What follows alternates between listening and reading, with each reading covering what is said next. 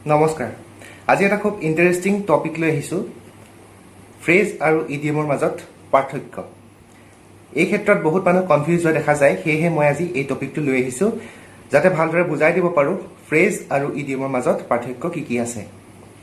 ভিডিঅটো আৰম্ভ কৰাৰ পূৰ্বে মই অনুৰোধ কৰিব বিচাৰিম যে যদি আপুনি চেনেলটোলৈ নতুনকৈ আহিছে তেতিয়াহলে অনুগ্ৰহ কৰি সাবস্ক্ৰাইব কৰিব আৰু নটিফিকেশন বেলটো প্ৰেছ কৰিবলৈ নাপাহৰিব যাতে প্ৰতিটো নতুন আপডেট আপুনি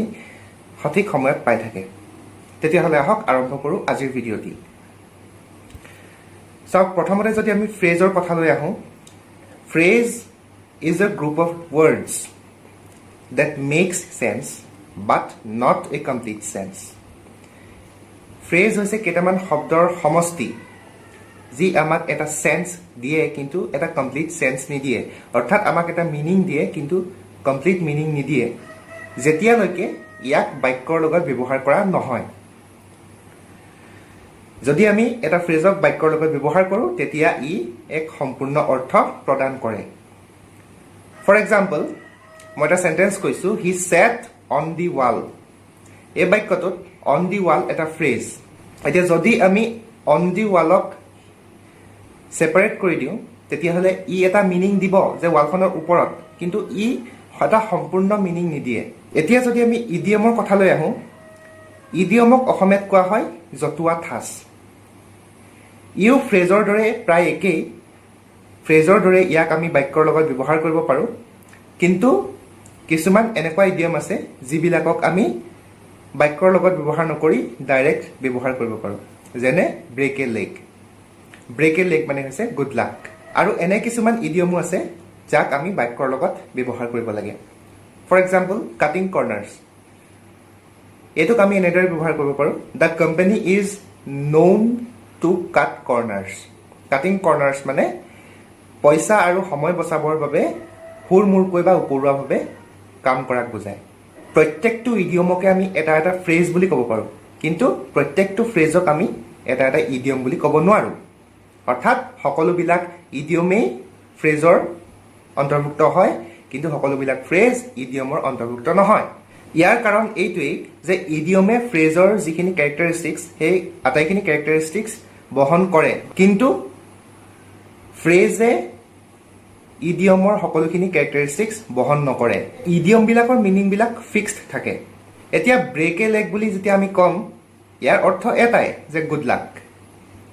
ইয়াক আকৌ আমি বেলেগ কৰিব নোৱাৰো বেলেগ বাক্যৰ লগত ব্যৱহাৰ কৰি বেলেগ কৰিবকে নোৱাৰো ইয়াৰ মিনিংটো ইডিয়ম বিলাকে লিটাৰেল মিনিংক ৰিপ্ৰেজেন্ট নকৰে কিন্তু ফ্ৰেজে লিটাৰেল মিনিংক ৰিপ্ৰেজেন্ট কৰে লিটাৰেল মিনিং মানে পোনপটীয়া অৰ্থ অৰ্থাৎ ব্ৰেক এ লেগ বুলি যদি আমি কওঁ তেতিয়াহলে পোনপটীয়া অৰ্থ যদি আমি চাওঁ বা লিটাৰেল মিনিংত যদি আমি চাওঁ তেতিয়াহলে দেখোন ভৰি এটা ভঙাৰ কথা হ'ব কিন্তু ফ্ৰেজত পোনপটীয়া অৰ্থটোৱে চাব লাগিব অৰ্থাৎ অন দি ৱাল বুলি যেতিয়া আমি কলো ৱালখনৰ ওপৰতে হ'ব সেইটো আকৌ বেলেগ অৰ্থ নুবুজায়গে ইডিয়মত কিন্তু তেনে নহয় ইডিয়মত একটা ফিক্সড মিনিং থাকে গতিকে ইডিয়ম বিলাক যদি আমি আগতে নুহুনো বা কাৰোবাৰ মুখত যদি নুহুনো বা নপঢ়ো তেতিয়াহলে ইয়াৰ অৰ্থ বুজিবলৈ অলপ দিগদাৰ হয় সেই কাৰণে কেতিয়াবা ভুল বুজাবুজি হোৱাৰো চান্স থাকে ইয়াৰ উদাহৰণ এইটোৱেই যে ব্ৰেক এ লেগ বুলি যদি আমি কৈ দিম যদি আমি তাৰ অৰ্থটোৱে নাজানো তেতিয়াহলে আমি ভাবিম যে আমাক ভৰি এটা ভঙাৰ কথা কৈছে গতিকে ইডিয়মৰ মিনিং বিলাক জানিলেহে ইয়াক আমি ব্যৱহাৰ কৰিব পাৰিম বাক্যত নহলে বা বেলেগে কলেও আমি ভুল বুজাৰ চান্স থাকে আৰু নিজেতো ব্যৱহাৰ কৰাটো দূৰৰে কথা ফ্ৰেজ আৰু ইডিয়মৰ আন এটা পাৰ্থক্য হ'ল যে ফ্ৰেজ বিলাকৰ যদি আমি ওয়াৰ্ড বিলাক বেলেগ বেলেগ কৰি দিওঁ প্ৰত্যেকটো ওয়াৰ্ডে ফ্ৰেজটোৰ যেটো মিনিং হয় তালে অৰিহণা যোগায় বা কন্ট্ৰিবিউট কৰে কিন্তু ইডিয়মৰ যদি আমি শব্দবিলাক বেলেগ বেলেগ কৰি দিওঁ তেতিয়াহলে ই তাৰ মিনিংলৈ কোনো ধৰণৰ অৰিহণা নযোগায় মানে ইডিয়মৰ সেপাৰেটলি প্ৰত্যেকটো ওয়াৰ্ডৰ কোনো ধৰণৰ কন্ট্ৰিবিউশন মিনিংটোলৈ নাথাকে বুলি আমি ক'ব পাৰো ফৰ এক্সাম্পল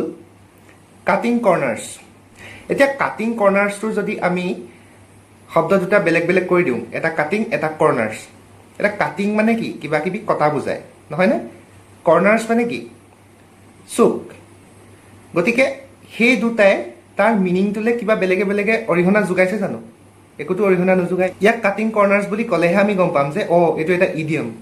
কিন্তু এটা ফ্ৰেজৰ তেনে নহয় আমি যেটো ফ্ৰেজ লৈছিলো অন দি ওয়াল হে অন দি ওয়ালৰ প্ৰত্যেকটো শব্দক যদি আমি সেপাৰেট কৰি দিওঁ অন দি ৱাল, অনটোৱেও তাৰ মিনিংটোলৈ অৰিহণা যোগাব, মানে অনৰ মিনিংটো হৈছে ওপৰত, আনহাতে দি ৱাল মানে সেই দেৱালখনৰ কথা কৈছে নহয়নে, মানে দেৱালখনৰ ওপৰত। গতিকে আমি দেখিলো যে ফ্ৰেজৰ শব্দবিলাকে পোনপটীয়াকৈ তাৰ অৰ্থটোলৈ অৰিহণা যোগাইছে, কিন্তু ইডিয়মৰ তেনে নহয়। ইডিয়মৰ শব্দবিলাক যদি আমি বেলেগ বেলেগ কৰি দিওঁ তাৰ অৰ্থটোলে, ইডিয়মটোৰ অৰ্থটোলে ই কোনো ধৰণৰ অৰিহণা নোযোগায়। গতিকে সেইটোৱেই যে ইডিয়মৰ গোটেইকেইটা ৱৰ্ড লগ লাগিহে এটা মিনিং ওলাগে, কিন্তু ফ্ৰেজৰ ৱৰ্ডকেইটাক আমি সেপাৰেট কৰিলেও ফ্ৰেজটোলে কিন্তু তাৰ কণ্ট্ৰিবিউশ্যনটো কমি নাযায়। কাৰণটো হৈছে যে ফ্ৰেজে লিটাৰেল মিনিঙক ৰিপ্ৰেজেণ্ট কৰে, আনহাতে ইডিয়মে লিটাৰেল মিনিঙক ৰিপ্ৰেজেণ্ট নকৰে। সেইকাৰণে কি হয় যে ছেপাৰেটলি ইডিয়মৰ ৱৰ্ডবিলাকে কোনো ধৰণৰ কণ্ট্ৰিবিউট নকৰে মিনিংটোৰ কাৰণে। গতিকে ইডিয়ম আৰু ফ্ৰেজৰ মূল পাৰ্থক্য এইকেইটাই। যদি ভিডিঅ'টো চাই ভাল পালে তেতিয়াহ'লে লাইক কৰিব, কমেণ্ট কৰি জনাব কেনেকুৱা পালে, আৰু শ্বেয়াৰ কৰিবলৈ নাপাহৰিব। তেতিয়াহ'লে লগ পাম নেক্সট ভিডিঅ'ত। Till then take care.